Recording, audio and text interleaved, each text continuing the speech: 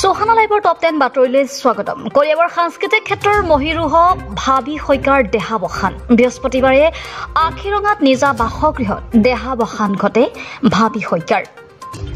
যদি কংগ্ৰেছৰ মানুহ আছে খুব ভাল কথা, খুৱাই বুৱাই ৰাখিম কংগ্ৰেছৰ মানুহ, বিজেপিত আছে মুখ্যমন্ত্ৰী হিমন্ত বিশ্ব শৰ্মাৰ এই মন্তব্য।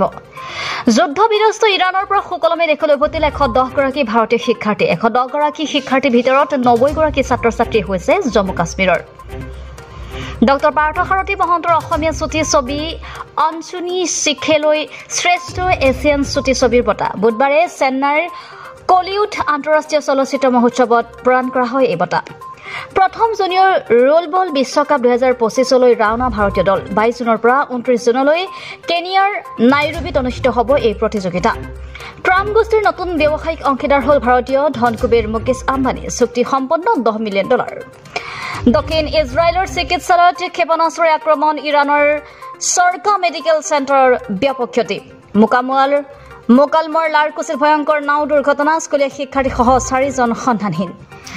সন্ত্ৰাসবাদৰ ক্ষেত্ৰত পশ্চিমীয়া দেশসমূহে গ্ৰহণ কৰিছে দুতলীয়া নীতি। G7 সন্মিলনত ঘোষণা প্ৰধানমন্ত্ৰী নৰেন্দ্ৰ মোদীৰ। 20 জুনৰ পৰা জুলাই মাজভাগলৈ বৃহৎ আকাৰ বিমানৰ আন্তঃৰাষ্ট্ৰীয় সেৱা 15% কৰ্তনৰ সিদ্ধান্ত এয়াৰ ইণ্ডিয়াৰ। আহমেদাবাদৰ দুৰ্ঘটনা, বিমানৰ সঘন যান্ত্ৰিক বিজুতি, মধ্যপ্ৰাচ্যৰ যুদ্ধৰ বাবে এই সিদ্ধান্ত।